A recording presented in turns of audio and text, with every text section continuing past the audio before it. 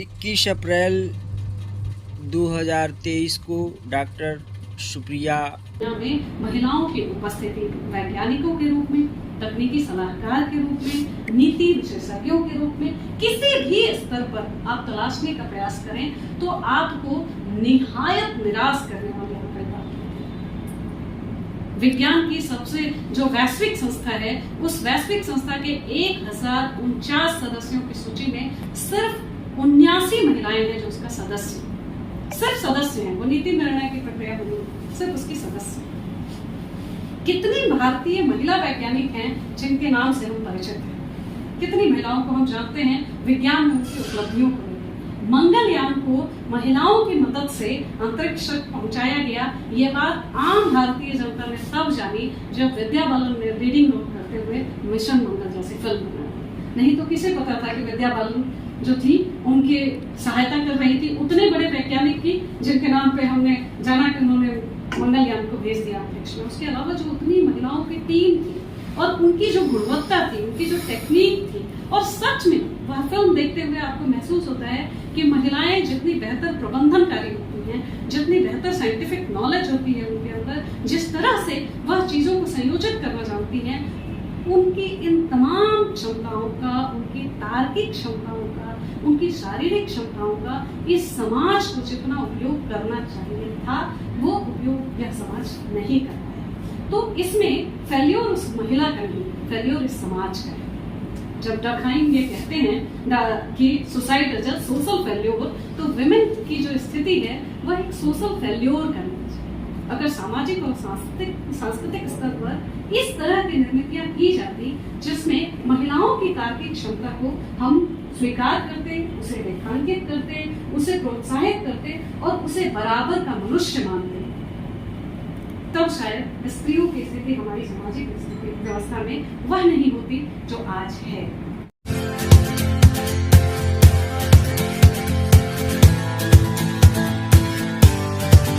अपनी संग्राहक भूमिकाओं का निर्वहन किया, तो फिर जब हिस्ट्री राइटिंग की गई, चाहे वो साइंस की हिस्ट्री हो, चाहे सोशल साइंस की हिस्ट्री हो, महिलाओं की इस अति महत्वपूर्ण भूमिका को रेखांकित क्यों नहीं किया गया? उसे नजरअंदाज किया गया, और नजरअंदाज करने का नतीजा ये हुआ कि महिलाएं खुद ब खुद इतिहास के पन्नों से अदृश्य हो गई।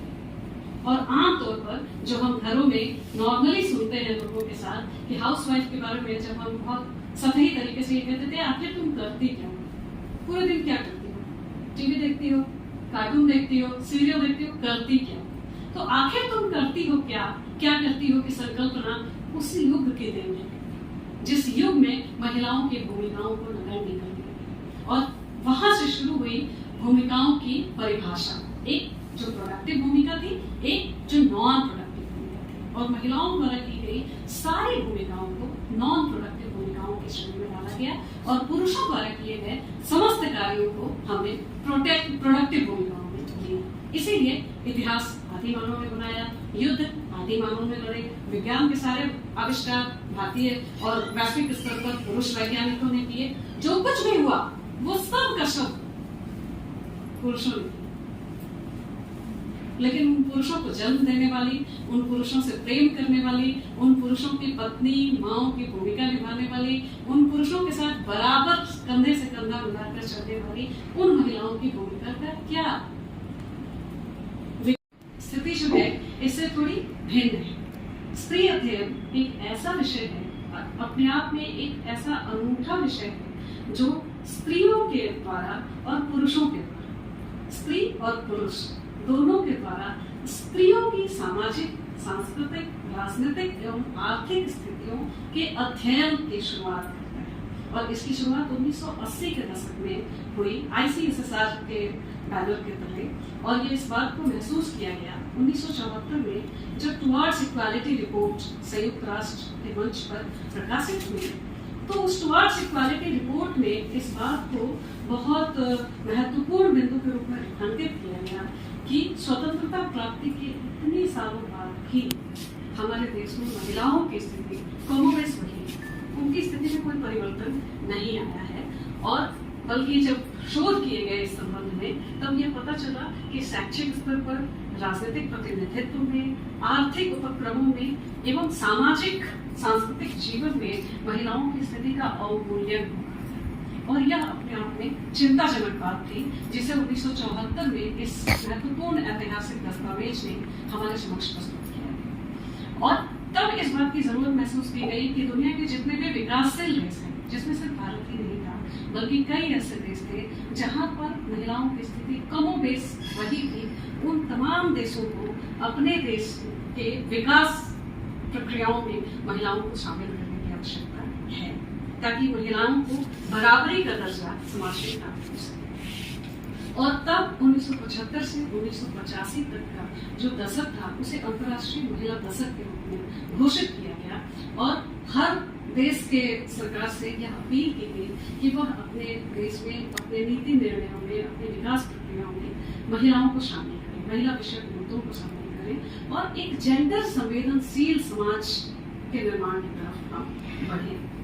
यह एक सरकारी प्रयास था जो वैश्विक पटल पर किया जा रहा था, जो सरकार के द्वारा किया जा रहा था। दूसरा एक प्रयास उसी समय भारतीय महिला आंदोलन ने किया। और भारतीय महिला आंदोलन, जो कि अपने आप में महिलाओं के प्रति हो रही हिंसा को लेकर इमर्ज हुआ आंदोलन था, उसने यह महसूस किया कि महिलाओं की जिंदगी से जुड़े हुए जो अनुभव हैं, जो उनके संघर्ष हैं, जो उनके अधीनता और शोषण की जो स्थितियां हैं, उन स्थितियों पर सिर्फ आंदोलन करके बहुत व्यापक बदलाव संभव नहीं है। वह जो बदलाव होंगे वह क्षणिक बदलाव तो हो सकते हैं, लेकिन भारतीय सामाजिक व्यवस्था में महिलाओं की स्थिति को बेहतर बनाने के लिए और एक जेंडर समानता पर आधारित समाज का निर्माण करने के लिए ये जरूरी है कि इसे एक पाठ्यक्रम के रूप में भी पढ़ाया जाए, ताकि हम प्रारंभिक स्तर से ही भारत में स्त्री और पुरुष के संबंधों की स्थिति क्या है, महिलाओं की स्थिति क्या है और पुरुषों की स्थिति क्या है, इससे अपने विद्यार्थियों को परिचित कर सके और उन्हें संवेदनशील कर सके।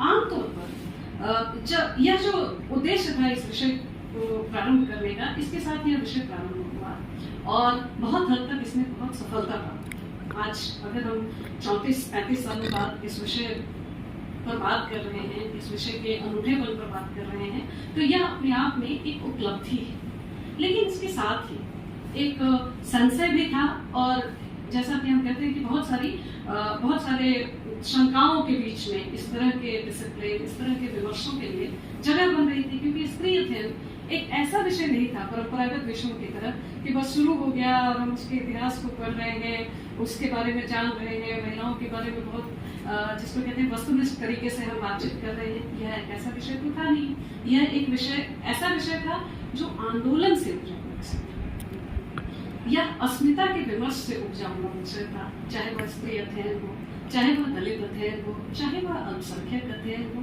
इस तरह के जितने भी विषय थे वह अस्मिता विमर्श से उपजे हुए विषय थे। तो यह स्वाभाविक ही था कि हमारी तासीर जो थी वह अस्मिता की ही बनी रही। तो इसीलिए इस विषय का नाम जेंडर स्टडीज नहीं रखा गया, क्योंकि सोशियोलॉजी में एक पेपर जेंडर के रूप में पढ़ाया जाता है और ऑब्जेक्टिवली, जिस पर मैं बाद में आऊंगी, ऑब्जेक्टिवली उसमें जेंडर के कंस्ट्रक्ट पर हम बात भी करते हैं। लेकिन महिला आंदोलन का यह मानना था कि इस विषय का नाम विमेन स्टडीज होना चाहिए, स्त्री अध्ययन होना चाहिए। यह विषय स्त्री केंद्रित होना चाहिए और इस विषय के नाम से ही यह रिफ्लेक्शन होना चाहिए कि यह स्त्रियों की दृष्टि से किया जा रहा अध्ययन। इसमें संशोधन यह था कि यह सिर्फ स्त्रियों के लिए नहीं था, बल्कि इसमें पुरुषों के लिए भी पर्याप्त गुंजाइश थी। और यह माना गया कि हमारी भारतीय सामाजिक सांस्कृतिक व्यवस्था जो अर्धनारीश्वर की संकल्पना के साथ आगे बढ़ती है, उसमें पुरुषों के सहयोग के बिना स्त्री स्वतंत्रता की कल्पना नहीं की जा सकती। पश्चिम के नारीवादी आंदोलन और भारत के नारीवादी आंदोलन में मूलभूत जो अंतर था वो यही था। पश्चिम के नारीवादी आंदोलन जो थे वह समानता पर आधारित आंदोलन थे, व्यक्ति परक आंदोलन थे। महिलाओं की अस्मिता वहां पर पुरुषों के बरक्स देखी गई, पुरुषों के साथ नहीं देखी। वह इसलिए भी हुआ क्योंकि पाश्चात्य जो देश थे उनकी सामाजिक, आर्थिक और सांस्कृतिक पृष्ठभूमि भारतीय समाज की पृष्ठभूमि से बिल्कुल भिन्न थी। और भारतीय समाज में आप चाहे दलित विमर्श की कल्पना करें, चाहे स्त्री विमर्श की कल्पना करें, इस तरह के तमाम विमर्शों का ताना बाना आपस में इतना गुथा हुआ है, वर्ग के आधार पर, जाति के आधार पर, धर्म के आधार पर, विभिन्न परंपराओं के आधार पर, विभिन्न क्षेत्रीयताओं के आधार पर हम सब इतने गुथे हुए हैं कि उनमें से हर रेशे को अलग अलग करके और हर रेशा अपनी बात करे, ये संभव नहीं है। जब हम दलित विमर्श पर बात करेंगे तो हमको स्त्री विमर्श पर भी बात करनी होगी। जब हम स्त्री विमर्श पर बात करेंगे तो हमको अल्पसंख्यक विमर्श पर भी बात करनी होगी। हमको वर्ग के मुद्दों पर भी बात करनी होगी, क्योंकि स्त्री के शोषण का आधार जाति से भी बनता है, धर्म से भी बनता है, वर्ग से भी बनता है और उसके क्षेत्रीय परंपराओं के आधार पर भी बनता है।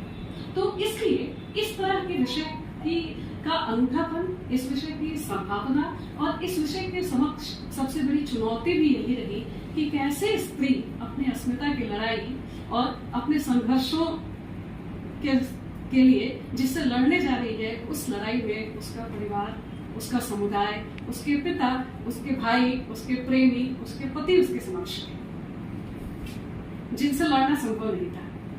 और उनसे लड़ाई एक ही स्तर पर हो सकती थी और वह है संवाद का स्तर।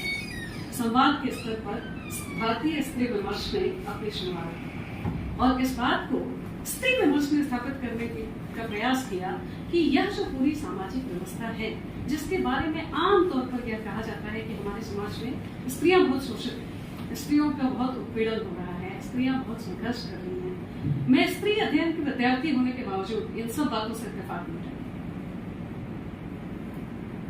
मेरा यह मानना है कि स्त्रियां अगर संघर्ष कर रही हैं, स्त्रियां अगर उत्पीड़न झेल रही हैं, तो स्त्रियां सफल भी हैं और स्त्रियां सफल हो रही हैं, इसलिए हम सब यहाँ बैठे हैं। मैं बोल रही हूँ और आप सुन रहे हैं इसलिए क्योंकि इस लड़ाई में हमारे साथ हमारे घर के पुरुष शामिल हैं और उन्होंने इस बात के महत्व को सोचा है कि धीरे धीरे ही सही, लेकिन यह लड़ाई नहीं है, यह संघर्ष की लड़ाई नहीं है, बल्कि सहकार की लड़ाई। और उस सहकार की लड़ाई में स्त्री और पुरुष दोनों इस सामाजिक व्यवस्था में एक दूसरे का हाथ थामे हुए ही आगे बढ़ सकते हैं और तभी भारतीय स्त्री विमर्श की संकल्पना को साकार किया जा सकता है। इसलिए ये लड़ाई प्रतिद्वंदिता की लड़ाई नहीं है, ये लड़ाई अपने अस्तित्व के लिए के बने रहने की लड़ाई नहीं है, बल्कि यह लड़ाई इस पूरी सामाजिक व्यवस्था को बदल देने की। जब तक यह सामाजिक व्यवस्था बदलेगी नहीं, तब तक इस समाज में न तो स्त्री खुश है और न पुरुष खुश है।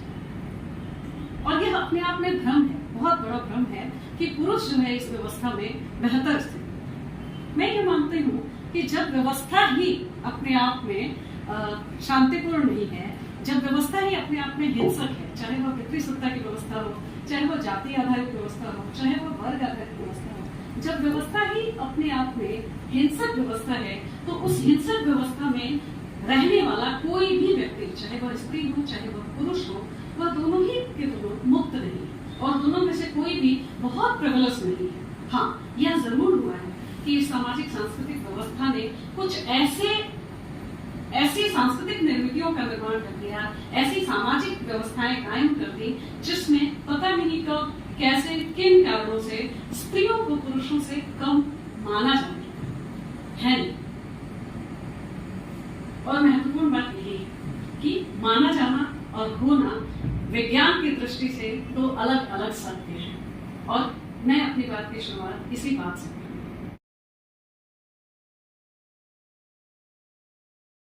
या होना सत्य है। अगर यह सत्य है कि स्त्री और पुरुष की अपेक्षा कमतर है, अगर यह माना जाता है कि हम शारीरिक तौर पर कमजोर हैं पुरुषों से, तो यह विज्ञान की थियरी का उल्लंघन है। जैविक निर्धारणवाद का सिद्धांत यह कहता है कि जिस शरीर के जिस अंग का इस्तेमाल या जो कमजोर व्यक्ति होता है वह धीरे धीरे कमजोर होता चला जाता है, जो बलिष्ठ व्यक्ति होता है वह अपने पावर से अपने आप को सर्वाइव कर पाने की क्षमता के कारण, जिसकी चर्चा डार्विन करते हैं सर्वाइवल ऑफ फिटेस्ट के सिद्धांत में, कि जो शक्तिशाली है वो जीवित रहेगा। यह धारणा, इस धारणा के आधार पर जब हम समाज में जेंडर के संबंधों का, जेंडर की संरचना को एक नजर डालते हैं, तो ये पाते हैं कि यह धारणा तो अपने आप में गलत धारणा है। यह धारणा इसलिए भी गलत है क्योंकि स्त्री शारीरिक तौर पर पुरुष से कमजोर नहीं है। जो स्त्री किसी नए शिशु को जन्म दे सकती है वह किसी पुरुष से कमजोर है।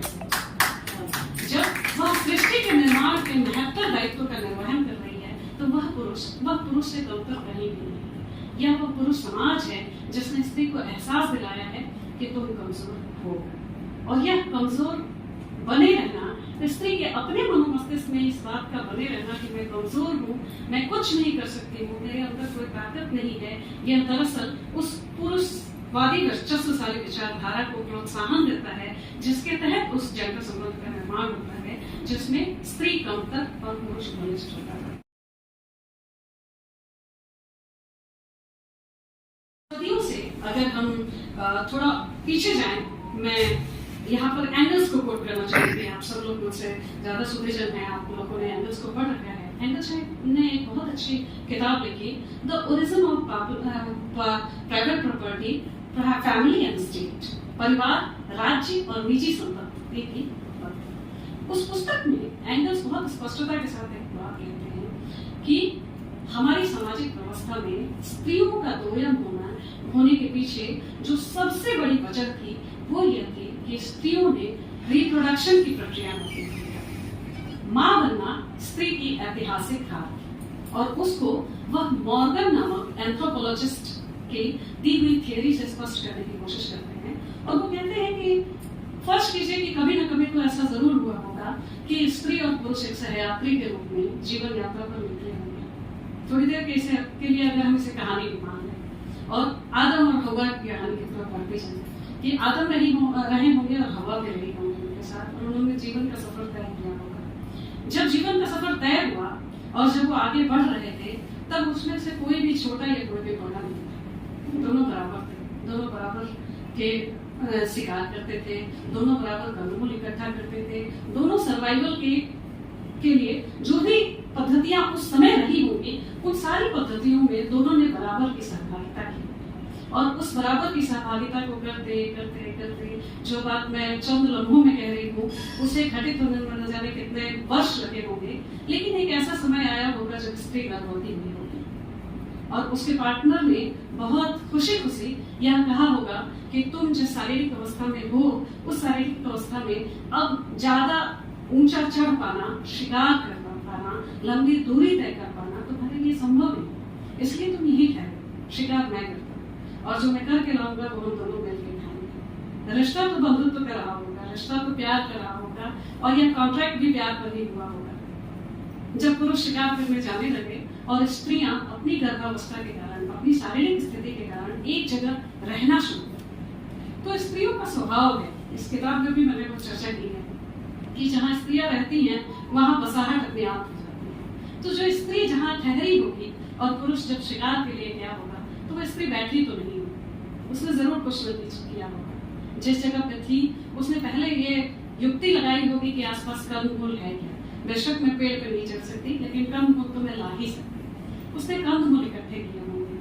कुछ महीनों बाद उसे ये महसूस हुआ होगा कि जहाँ हम रह रहे हैं, जहाँ पे रुके हैं, यहाँ बहुत घास पात है और इसे अगर साफ कर दें और बरसात की वजह से मैं भीग रही हूँ और मैं और मेरे पार्टनर को थोड़ी सी सुविधा हो जाएगी अगर हम दोनों मिलकर अपने छत पे एक छत बना लेते हैं। तो उसने एक छत बनाई होगी। फिर उन चीजों का जिनका वो संग्रह कर रही थी उसे रखने के लिए उसने कुछ न कुछ ढूंढा होगा। पहले दोने बनाए होंगे, फिर इसके बाद धीरे धीरे मिट्टी को इकट्ठा करके उसके बर्तन बनाए होंगे। उन बर्तनों में अपने संग्रह की हुई वस्तुओं को रखना सीखा होगा उसने। उसके बाद जो पार्टनर थे जब वो शिकार करके आया करते थे उस शिकार को रखने के लिए कोई संग्रह की जगह बनाई होगी। धीरे धीरे उस स्त्री ने ये महसूस किया होगा, क्योंकि पुरुष तो शिकार पे चले जाया करते थे और वह न तो अकेली स्त्री थी न तो वह अकेला पुरुष था, वह एक झुंड था जिसको एंगल्स अपनी किताब में यायावरी समाज के रूप में परिभाषित करते हैं। और वो कहते हैं कि वो एक झुंड रहा होगा जिसमें महिलाओं ने पहली बार ये बात महसूस की होगी, क्योंकि इसके पहले तो वो खा रहे थे और बढ़ रहे थे, तो पीछे क्या घटित हो रहा था इसका अंदाजा उन्हें नहीं था। लेकिन जब उन्होंने वहां रहना शुरू किया तब धीरे धीरे महिलाओं ने महसूस किया कि जो हम खा रहे हैं, जिसे हम फेंक रहे हैं, वही पुनः जन्म ले रहा है। तो बीज के अंकुरण की जो घटना है वो सबसे पहले महिलाओं ने महसूस की होगी और उस अंकुरण की घटना से अपने पुरुष पार्टनर को बताया होगा कि ऐसा कुछ हो रहा है। और धीरे धीरे यह जो जीवन के पुनर्चक्रण का सिद्धांत है उस सिद्धांत में वह दोनों पार्टनर गए कि अगर हम खा सकते हैं तो वापस इसे उगा भी सकते हैं। इट मीन्स कि हम खेती कर सकते हैं। और चूंकि यह बसाहट हो रही थी तो उस बसाहट में जो कुछ भी वह खाते थे उसके अतिरिक्त जो बच जाता होगा उसे खाने के लिए आसपास के जीव जंतु इकट्ठे होते होंगे और उन जीव जंतुओं में एक जानवर जो सबसे लॉयल्टी के साथ उनके साथ रहा वो था कुत्ता। तो कुत्ता सबसे पहला जानवर था जिसे मनुष्य ने पालतू बनाया, और धीरे धीरे बसाहट की यह संकल्पना जिसमें स्त्रियों की भूमिका संग्राहक के रूप में बनी और पुरुषों की भूमिका शिकारी के रूप में बनी, और दोनों ने पूरे विकास के क्रम में अपनी अपनी भूमिकाओं का निर्वहन किया। एक ने संग्राहक भूमिका का निर्वहन किया और दूसरे ने शिकारी भूमिका का संग्रहण किया। लेकिन दुर्भाग्यपूर्ण यह है कि जब इतिहास लिखा गया तो इतिहास की पूरी दृष्टि हंटर अप्रोच की गई, और हमने आदि मानव के इतिहास को पढ़ते हुए ये जाना कि आदि मानव ने शिकार करना कब सीखा, आदि मानव ने जानवरों को पालतू बनाना कब सीखा, आदि मानव ने औजारों का आविष्कार कब किया, आदि मानव ने आग जलाना कब सीखा, आदि मानव ने घर बनाना कब सीखा। सब अगर आदि मानव ने किया तो आदि मानव क्या कर रही थी, ये इतिहास न तो पढ़ने वालों ने पूछा न तो इतिहास लिखने वालों ने बताया, क्योंकि ये संभव ही नहीं है कि उस समय की स्त्रियां कुछ नहीं कर रही थी, और अगर वो कुछ कर रही थी तो विज्ञान की दुनिया में, इतिहास की दुनिया में उनके इतिहास को दर्ज क्यों नहीं किया। अगर उनके इतिहास को दर्ज किया गया होता तो शिकारी और संग्राहक दोनों ही दृष्टियों से लिखा जाता है इतिहास, और तब इतिहास हिज स्टोरी नहीं होता, उसमें हर स्टोरी की भी संभावना बनती है। हमने तो ही स्टोरी पढ़ी जिसे बाद में हमने रट्टा मार के हिस्ट्री कर दिया, लेकिन स्टोरी तो ही की थी जिसमें शी कही थी। और जब यह सवाल उठाया गया कि जब सी सारी भूमिकाओं में बराबर की भागीदार थी, बेशक हो सकता है उसने आगे बढ़ के कुछ न किया हो, अगर आप ये क्लेम कर रहे हैं कि महिलाओं के मस्तिष्क का आकार पुरुषों के मस्तिष्क की अपेक्षा कम होता है, महिलाओं को कैलोरी की आवश्यकता पुरुषों की अपेक्षा कम होती है क्योंकि वह शारीरिक श्रम कम करती है। यह विज्ञान की दी हुई सारी स्थापनाएं थी जो इस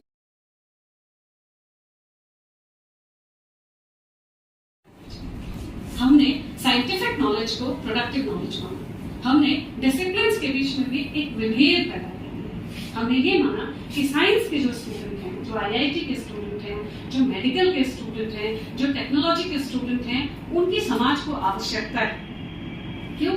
क्योंकि वो सोसाइटी के डेवलपमेंट में अपना रोल प्ले करेंगे, वो पुल बनाएंगे, वो अच्छे चिकित्सक बनेंगे, अच्छे सर्जन बनेंगे, अच्छे आईआईटीएन बनेंगे, बिल्कुल बिल्कुल बनेंगे और बनना भी चाहिए, इसलिए क्योंकि समाज में इस तरह के विकास की आवश्यकता है। उसके बिना हम किसी समाज की कल्पना नहीं कर सकते। लेकिन इसके बरक्स जो दूसरा ज्ञान की जो दूसरी शाखा है, जिसको हम समाज विज्ञान की शाखा के नाम से जानते हैं, उनके प्रति एक हेयता का बोध, एक दोयम दर्जे का बोध कि ये सब क्या करते होंगे, ये सब तो केवल विमर्श करने वाले विषय हैं। आप हिस्ट्री पढ़ के क्या करेंगे, पॉलिटिकल साइंस पढ़ेंगे, तब भी फिर भी उसमें भी एक हायरार्की है। सबसे ऊपर साइंस के डिसिप्लिन, उसके बाद सोशल साइंस के कुछ डिसिप्लिन को आपने महत्व दिया। आर्ट्स के जो डिसिप्लिन है वो तो बिल्कुल ही नेग्लेक्टेड, बिल्कुल ही उपहास के योग्य, और जिनमें कोई काम नहीं है वो आर्ट्स पढ़ेंगे। तो नॉर्मली जब यह ज्ञान का विभाजन हुआ एपिस्टेमोलॉजिकल स्तर पर भी, तब भी हमने ज्ञान को जितने पदानुक्रमों में बांट दिया, उसने समाज के जातीय और वर्गीय भेद को उजागर कर दिया, और उसने ये दिखाया कि किस तरह से जिसके पास संसाधन अधिक है वह ज्ञान की सबसे उच्चतम शाखा में जाएगी। ठीक उसी तरह जैसे हम रेलवे में सफर करते हुए सबसे पहले फर्स्ट बॉगी में जाते हैं, फर्स्ट एसी की बॉगी में, क्योंकि हमारे पास संसाधन है। जिसके पास नहीं है वह स्लीपर क्लास की यात्रा करता है, वह जनरल बॉगी की यात्रा करता है। तो यह ज्ञान का भी जो विभाजन है वह जातीय विभाजन, वर्गीय विभाजन था, और श्रेष्ठता बोध का विभाजन था, जिसने आर्ट्स जैसे विषयों को बिल्कुल एक खांचे में डाल के रख दिया। और समाज में भी जब जेंडर के कंस्ट्रक्ट पे हम बात करते हैं तो हमने ये देखा कि जब ज्ञानानुशासनों को चुनने की बारी आई तो पुरुषों के लिए साइंस के डिसिप्लिन चुने गए और महिलाओं के लिए आर्ट्स के डिसिप्लिन चुने गए। 10 में से 8 लड़के होते हैं जो मैथमेटिक्स, एडवांस मैथमेटिक्स को अपने मेन डिसिप्लिन के रूप में चुनते हैं। 10 में से सिर्फ 2 बच्चियां होती हैं जो साधन संपन्न और बहुत हद तक अपने जुझारू स्वभाव के कारण मैथमेटिक्स को अपने विषय के रूप में चुनती हैं। हम जैसे मध्यम वर्ग की लड़कियां, हिंदी माध्यम से पढ़ी हुई लड़कियां, तो ये कल्पना भी नहीं कर पाती हैं कि हम गणित जैसे विषयों को अपने मुख्य विषय के रूप में चुनेंगे। क्यों? क्योंकि हमारे अंदर कमतरी का एहसास इस हद तक भरा जाता है कि हम अपने इस आत्मविश्वास में कभी आ ही नहीं पाते हैं कि हम गणित पढ़ के उत्तीर्ण हो सकें। तो यह जो विषयों का जेंडर आधारित विभाजन है, उन जेंडर आधारित विभाजनों के कारण ही विज्ञान और तकनीक जैसे विषयों में महिलाओं का अपने स्तर पर वैचारिक बहिष्करण। महिलाओं ने उन विषयों को चुना नहीं। जिन महिलाओं ने उन विषयों को चुनना चाहा, उन्हें यह हतोत्साहित किया गया कि तुम क्या करोगी मैथ पढ़ के, आखिर जानो तो तुमको किसी दूसरे के घर है, बनानी तो तुम्हें रोटी ही है, तो फिर मैथ पढ़ के क्या तुम उसमें कौन सा ज्योग्राफी लगाओगे। ये एक हम जैसे पढ़े लिखे घरों के अंदर व्याप्त एक साधारण निर्मिति है, जिसपे हम जाने अनजाने हम सब उसके शिकार हैं। और हम सब इस तरह की प्रवृत्तियों को बढ़ावा देते हैं कि अपने यहाँ पढ़ने वाले अपने घरों की बच्चियों को भी विषयों का चुनाव करते समय एक जेंडर स्ट्रक्चर खड़ा करके देते हैं कि आपकी जो सीमा है, आप जो कर सकती हैं, आप जो पढ़ सकती हैं, उसमें teaching and nursing is a noble profession for a women. 10 बजे जाओ, 5 बजे घर का काम निपटा के जाओ।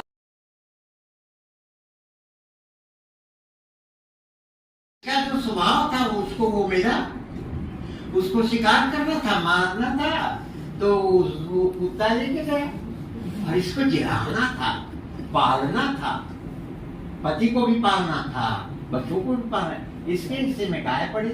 और गाय तो हमारे जीवन का पूरी दुनिया में, हम भले ही कहें कि खाली भारत के लोग गाय को माँ मान रहे हैं, मगर माँ का की भूमिका तो गाय पूरी दुनिया के लिए अदा कर रही है। तो इन पड़ावों पर भी हम यही कहेंगे कि ये सारी रचना समाज की है। और तब हम आपको कुछ पौराणिक आख्यानों पर ले जाएंगे, कुछ व्यक्तिगत अनुभवों पर ले जाएंगे। इतना बढ़िया विषय है, ये एक दिन का विषय नहीं है।